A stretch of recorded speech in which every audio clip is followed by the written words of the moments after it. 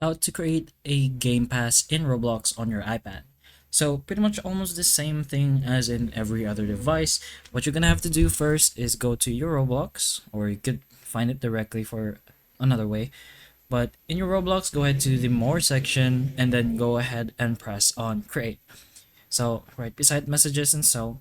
But anyways, once you're here, you're gonna go ahead and enter your dashboard.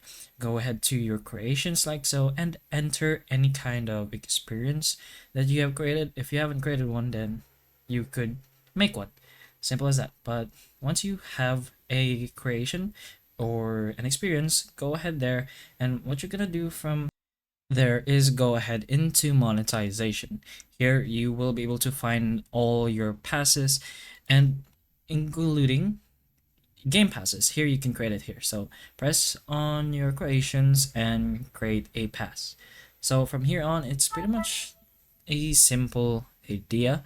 You can go ahead and change the image of whatever pass you're creating, a name for a pass, of course, the description, what it does, and once that's all done, go ahead and press on create pass, and then you're gonna go ahead. What you're gonna do now is go ahead into whichever pass you created, go ahead into the sales, and then make sure it's toggled on as an item for sale. So you could place a default price. So you can go ahead and choose whatever price you want for your Game Pass or whatever. You could enable regional pricing if you like. You can take a look at the info and what that does. But once it is all done, you could read this acknowledgement and then you could just go ahead and proceed. It's gonna go ahead and save, and that's pretty much it. You have successfully created a pass on your Roblox on an iPad.